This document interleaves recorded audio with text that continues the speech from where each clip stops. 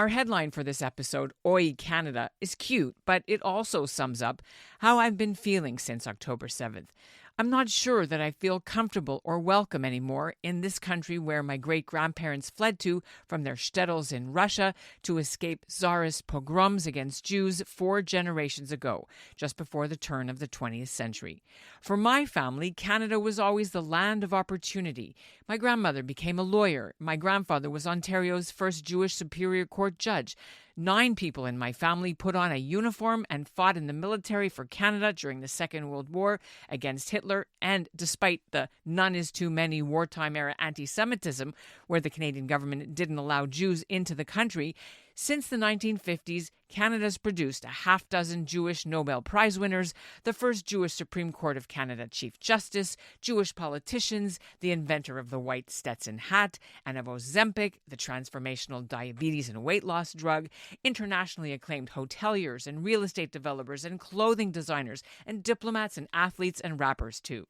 Jews have flourished in Canada for over 264 years, since the first Jewish merchants and soldiers put down roots here after 1760. But many Canadian Jews, like me, maybe aren't so sure what to do about Canada Day, despite surveys that show the majority of Canadians still have positive feelings towards Jews. It's hard to feel that way when it doesn't translate into what we see on our phones and on social media, and experience the physical violence against Jewish institutions and the Jewish community on the streets, in the public schools, on university campuses, in workplaces, and in the arts. What's changed? What can we do about it? And how are our political leaders doing? Are they here for us? You can't deny that the past number of months, but I'd go longer than that. In that past number of years, I think the community has sensed a level of vulnerability, that they've perceived a sense of precariousness in terms of our status in this country that needs attention. And if we don't stand up and push back, then we lose the Canada, the pluralism that I've come to value. I'm Ellen Besner, and this is what Jewish Canada sounds like for Canada Day weekend, July 1st, 2024. Welcome to the CJN Daily, a podcast of the Canadian Jewish News.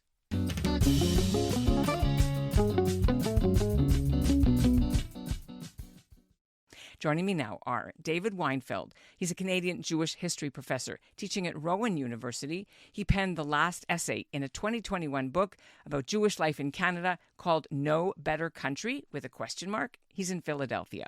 Selina Robinson is in Vancouver. She's an independent MLA in the British Columbia legislature. She was BC's Minister of Education in the NDP government until February of this year, when she was ousted from cabinet, and then she quit the party over their poor handling of her complaints about antisemitism.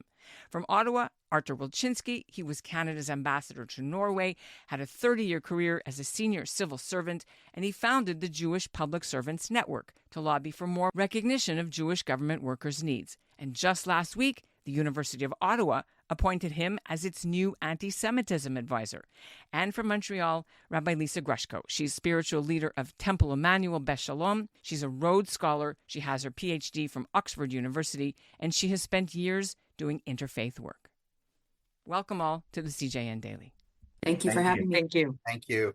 Maybe go around the table and can I ask you what your plans are for Canada Day? How you're, if at all, going to mark it? I am. I'm really excited about Canada Day. One of the things that's exciting here in Ottawa is Canada Day. It's one of the sort of the hallmark things of being in the nation's capital, and it's a big celebration.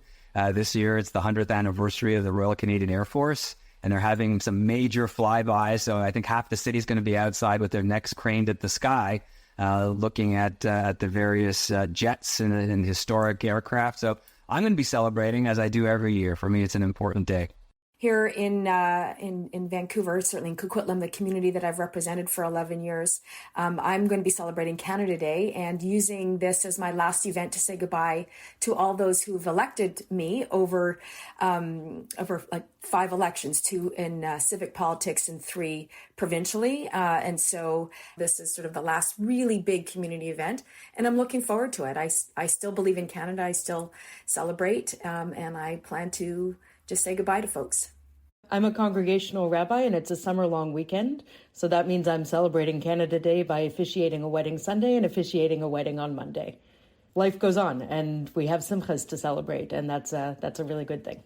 I'll be in Philadelphia in the United States, probably not really celebrating all that much. Growing up, I was often in summer camp in the United States, so Canada Day's never been a huge deal for me. And I think that's one of the things that I think Canadian Jews have actually liked about Canada, is that they don't feel this immense pressure to celebrate things like Canada Day, as in the United States. By contrast, there's a much greater pressure to celebrate American patriotic holidays. That's been my experience. Not mine. Not mine either. Okay. No, I mean, July 1st has always been a very important holiday. And for me, I'm an immigrant to Canada.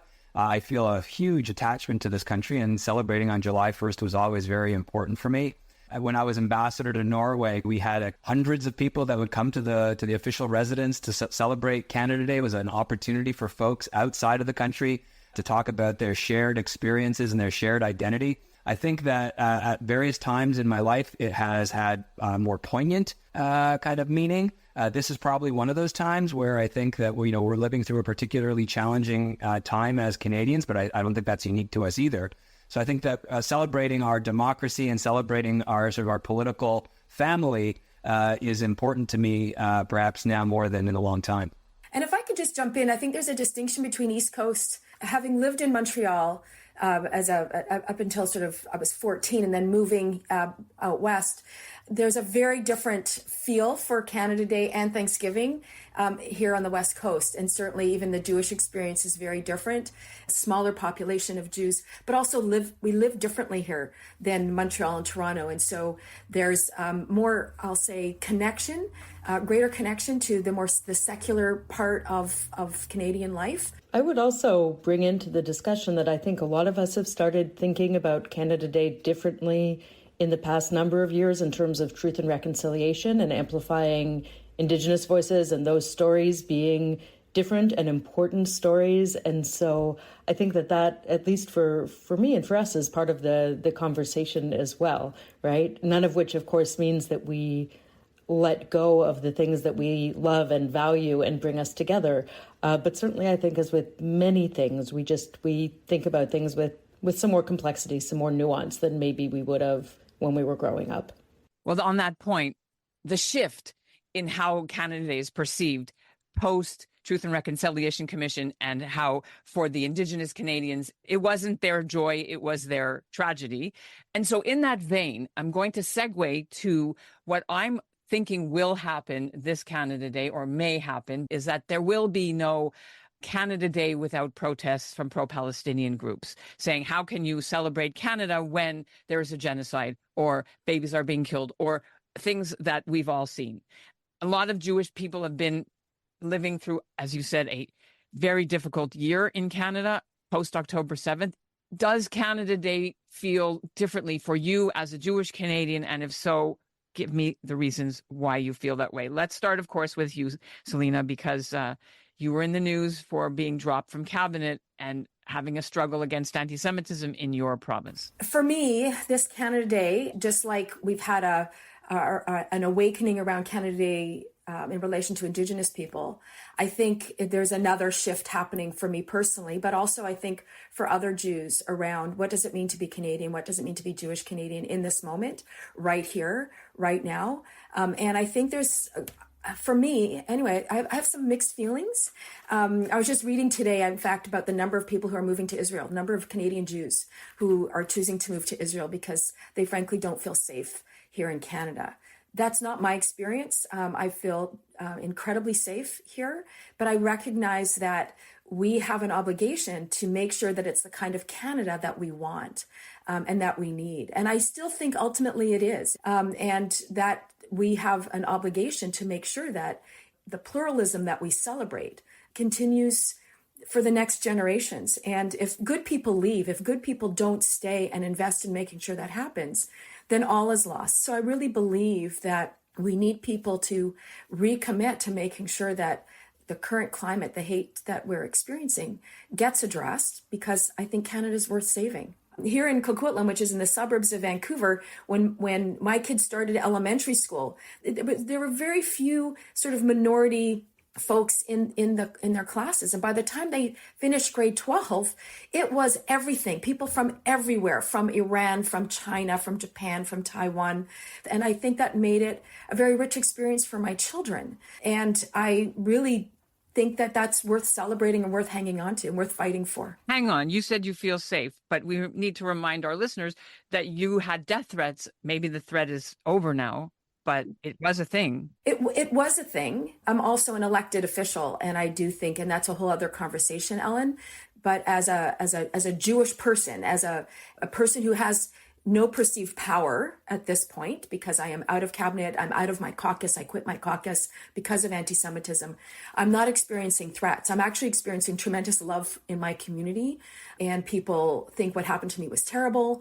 They are disappointed in our government, and these are longtime New Democrats. So I'm feeling tremendous arms wrapped around me in my community, and I think we can't lose perspective of that. I'll open it up to Arthur first, because you just literally just got appointed to help advise Ottawa University on its anti-Semitism situation. So first of all, congratulations, but also it's sad that they need this.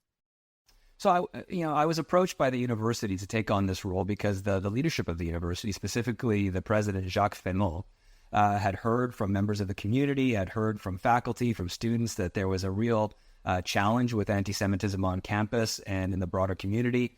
And he wanted somebody with a level of experience and knowledge who could provide him some advice and guidance in terms of navigating the complexity of the issue. So for me, I'm with Selina on this, that there are some really strong allies out there who understand and see the problem, want to help us address it. And I think for too many members of our community, they feel that the political leadership more broadly has ignored that sense of vulnerability and precariousness. And this has, I think, compounded that sense of vulnerability because we're not feeling seen or heard, or that we're not getting a sense that the specificity of our experience is not validated and is excluded. And that, I think, undermines that sense of cohesion and coherence that we need as Canadians, which why, for me, sort of redoubling efforts in this space, whether or not it's taking on this role within the university to try and advocate or other measures, I think it's really important to sort of address that in the context of Canadian citizenship. And for me, Canada Day is a focal point for that. The federal government is spending millions, I think 21 million in this budget, another 21 million next year, helping Jewish synagogue schools, buildings, fortify their places of worship. I'm sure, Rabbi Grushcow, you guys have some too. We're living in a time now where Jewish community institutions have to be armed, protected. And how is that affecting the way you see Canada Day for Jews? All of us, like all religious institutions, are doing our very best to serve our communities, to live by our values, advance our priorities, a lot of which has to do with building bridges and making our homes, our communities better in every possible way. And so to have to, on top of that, worry about the financial ramifications of security is enough of a burden. But then we talk about kind of the emotional ramifications of needing these measures. Now, in some ways, this isn't a foreign thing to Jewish communities, unfortunately, right? If you travel through Europe, one of the ways you can find where the synagogue is where the police car is out front. And I think we're in agreement that we don't want that to be our reality. That I think both Arthur and Selina are saying that part of our role in this moment is to lean in to fight for the Canada, which is the Canada that our ancestors, my ancestors certainly, never took for granted. And we're incredibly grateful, right, to have found a home in. But I think that part of the challenge of what goes on with the security piece for all of us making decisions for our institutions is that, on the one hand, the worst case scenario, if it happens, and here I'm talking about attacks, God forbid, on synagogues, on schools, not in the middle of the night, the worst case scenario is, thank God, pretty unlikely. But on the other hand, that worst case scenario is really terrifying, right? And so we need to take that seriously while not being totally disoriented by it, while not letting it take over what our mission is, what our values are. You know, in our synagogue in particular, we speak about being a place of open doors and open hearts and open minds. And that's one thing to say. It's harder to do when you feel vulnerable and when you feel under threat. But that, in a sense, I think makes it all the more important. Well, I'm going to remind our listeners that I've done stories. 10 synagogues have had attacks, some by firebombs, some by rocks, some by other kinds of vandalism in Canada, 18 at least Jewish schools, buildings and things, especially in Montreal and Vancouver as the more recent large one. It's not a question of that it's not happening and we don't need protection. You said, God forbid, the worst case scenario. David, you're living in the state where there was the worst case scenario. The Tree of Life Synagogue just had a recent groundbreaking, I think, just a couple of days ago. You're sitting in the States looking at this stuff that's happening in Canada. So talk to me a bit about what you're feeling and as a Canadian there. It's both fascinating and very sad and scary. When I am in Canada, when I think about Canada, I'm grateful that Canada is not as heavily armed a country as the United States. I'm always grateful for that. You know, I teach Jewish history for a living, and prior to 2015, I would teach regularly that anti-Semitism is in steady decline, and it's not true anymore. And to me, when I think of it in the context of Canada Day, I think for me, one of the things I'm proudest about Canada and being Canadian is what we were discussing earlier, what Selina was discussing earlier, pluralism, multiculturalism, right? That Canada has developed this wonderful multicultural society where Jews are part of that.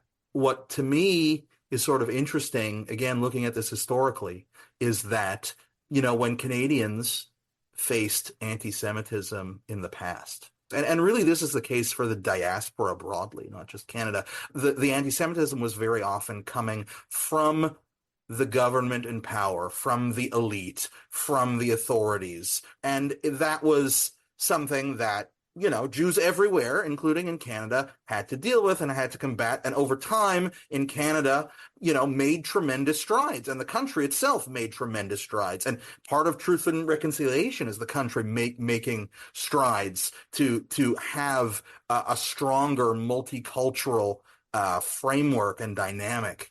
And from my point of view, what we're seeing now that's interesting is that much of the conflict on the ground in Canada and to some extent in the United States is between two minority groups. Jewish Canadians on the one hand and Arab Muslim Canadians on the other hand, and people who see themselves as allies with those two communities. And so the government is caught in the middle, right? So that's in this by-election that we just had in Toronto. You know, different parties try to appease both sides, and in the United States, you have that too. And you have, and it's a really interesting and sad thing going on because it's to some degree a breakdown of that multicultural framework that Canadians in general and Canadian Jews in particular have worked so hard to build. I think that one of the things that's really painful about this particular moment is that breakdown. And you were speaking, David, as if, you know, the allies over here and the allies over here. But I'm feeling, and I think many of us are feeling, a profound lack of allies, which is really profoundly painful, especially for those of us who have put so much of our life's work into building those bridges, standing up and showing up for other people.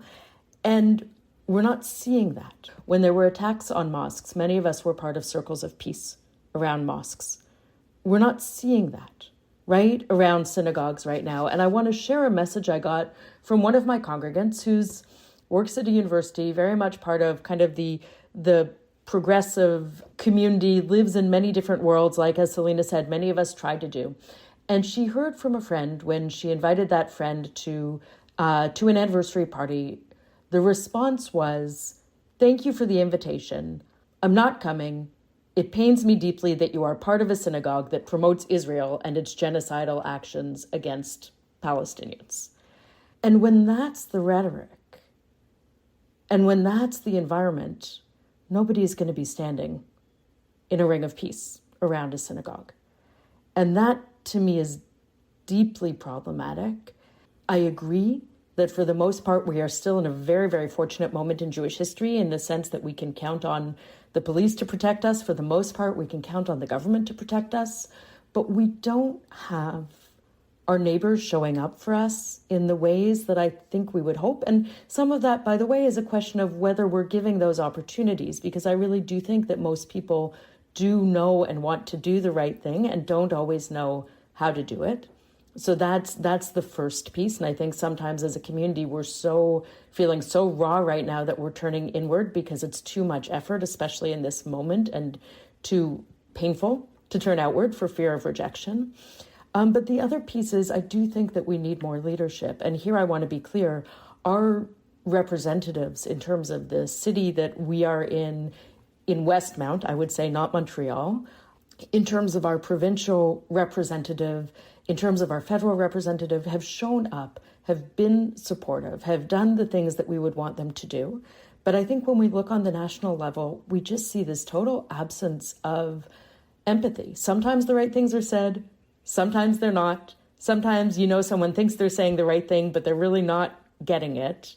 And there's just this, I think, deep sense that the country can and should be better than this, that it has been, that it will be, but that it's not enough to look at these hateful things that are happening and to say, oh, that's not what our country stands for. Because right now it's what we're seeing. So to make it not what our country stands for, I think we need a lot more proactivity, both from our neighbors who may not be Jewish, who aren't Jewish. And we do need more from the top. We do need more of a kind of gut empathy and also intellectual understanding that this is not a road we want to go down. If I could jump in just and echo some of what the rabbi has just said around turning inward versus turning outward. And that's what I worry about going forward is as a community, there is a tendency to just focus on ourselves, on each other, because we feel so alone and so isolated. And what I worry about in the future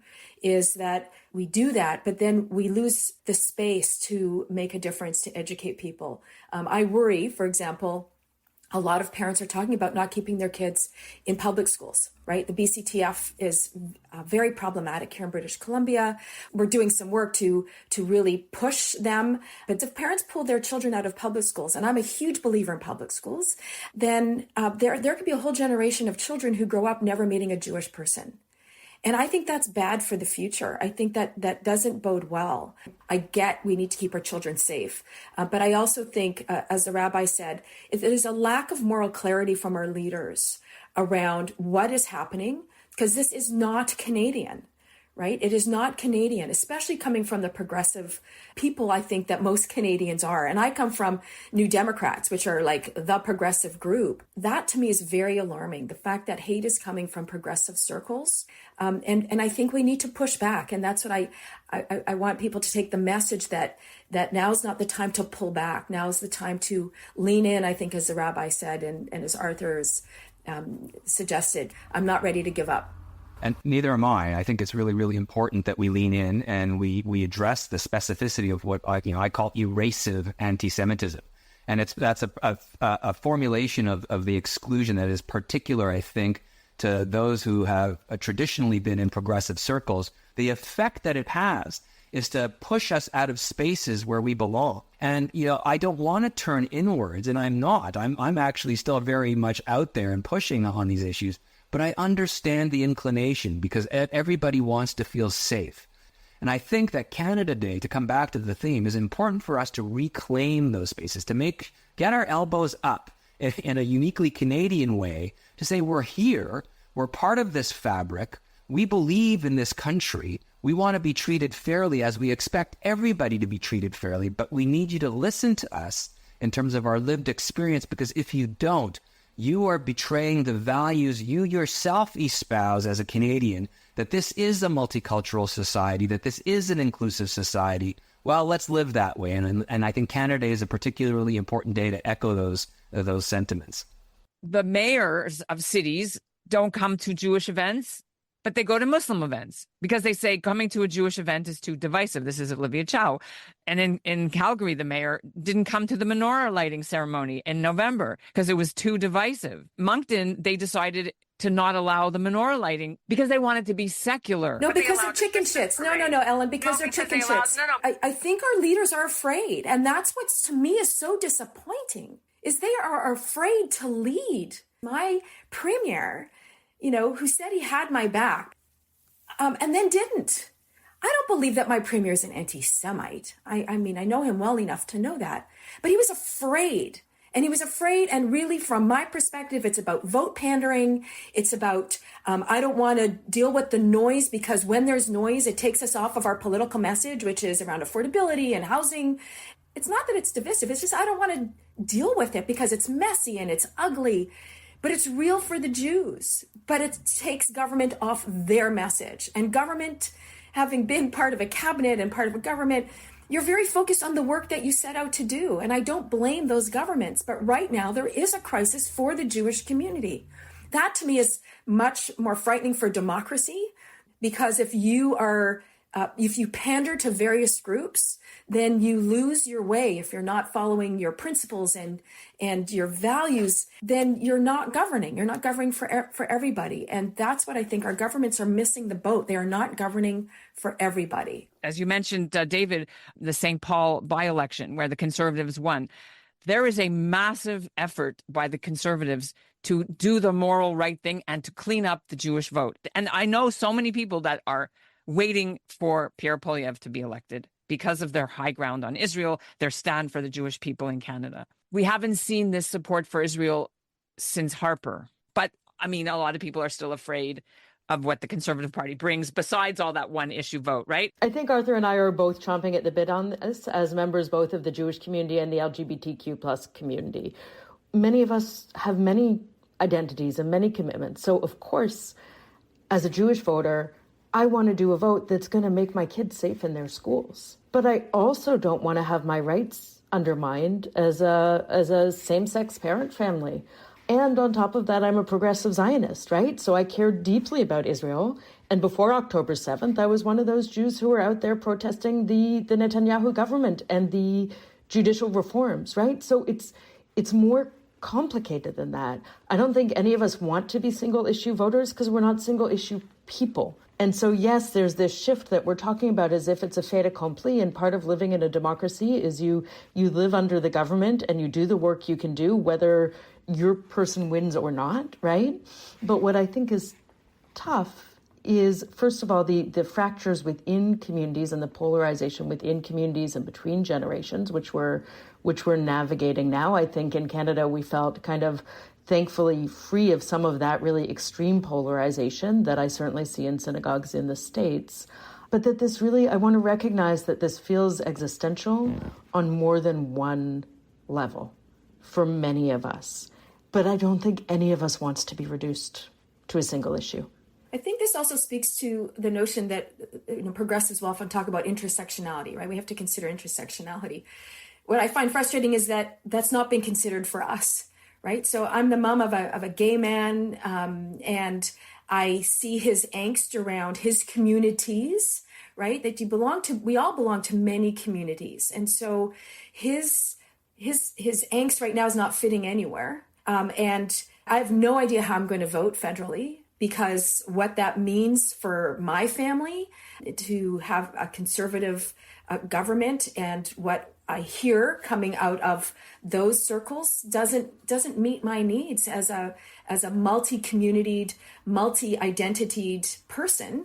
And so it is very disconcerting to just say, well, as a Jew, I need to vote conservative because of their position vis-a-vis Israel and vis-a-vis the Jewish community. And so I do think, and I continually push people who are thinking about running in elections, particularly Jewish people, and saying, we need you to run for the New Democrats. We need you to run for Liberals, because we need your voices in every single party. We need to be there everywhere, so that we can continue to, A, hold people accountable, and B, to make sure that they're representing all Canadians. I want to echo what's been said before. And I feel politically homeless in this particular environment, because I don't feel that anybody right now is taking that leadership role that demonstrates the kind of empathy, the kind of inclusion, the kind of respect that I want for my Canada. So, to bring it back to the theme of today, which is Canada Day, I would just implore folks to regain that sense of empathy, to listen carefully to their own words and the effects that they have on others. not just on members of the Jewish community, but on all communities. And I hope that we can be as reflective and as self-critical and self-aware as we're expecting others to be, to understand that we have agency and that we have power and that we affect our environment, and that we need to really work hard to make sure that as we engage with others, we do so in a way that builds an inclusive Canada that's safe and welcoming for us, but that's also safe and welcoming for all Canadians. Amen to that. Yeah, Amen. Agreed. So your book says Canada is the best place for It's not my book. Question mark. But I contributed to the book. I do think it is certainly the best place in the diaspora, just because it's still the most stable and the safest, in my view. America, to me, feels very unstable and unsafe at times. Canada just feels like a lot better of a place. And frankly, still, I think because of Canadian multicultural values that I think allow you to be more Jewish and less Canadian. And that's a good thing, honestly. I think in the United States, the overarching culture, while of course allows you to be Jewish, is more assimilationist and overbearing. I think the Canadian Jewish community has benefited from that more kind of laissez-faire multiculturalism that Canada has. Thanks a lot for being on the CJN Daily. Thanks for having us. Thank you. Thank you, Ellen. This was great. And that's what Jewish Canada sounds like for this episode of the CJN Daily. Do you think Canada Day 2024 feels different because of October 7th? You can write to us and let us know what you think. We're at ebessner@thecjn.ca. The Daily is produced by Zachary Judah Kaufman. The executive producer is Michael Freeman, and our music is by Dov Beck-Levine. Thanks for listening. Y'all remember that joke from Airplane? The old lady asked for some light reading. How about this leaflet, famous Jewish sports legends? But in actuality, that's changing. Jews are crushing it in sports around the world, and we are here to celebrate them. Sandy Koufax gets his 10th strikeout. Zach Hyman, his first career hat trick. 41 points for Diddy Avdija. It's Sue Bird's building. I'm Gabe. And I'm Jamie. We love Jews and we love sports, but most of all, we love kvelling over Jews in sports. Together we host Menschwarmers, the longest running Jewish sports podcast in the world. Listen and subscribe at thecjn.ca and wherever you find your podcasts.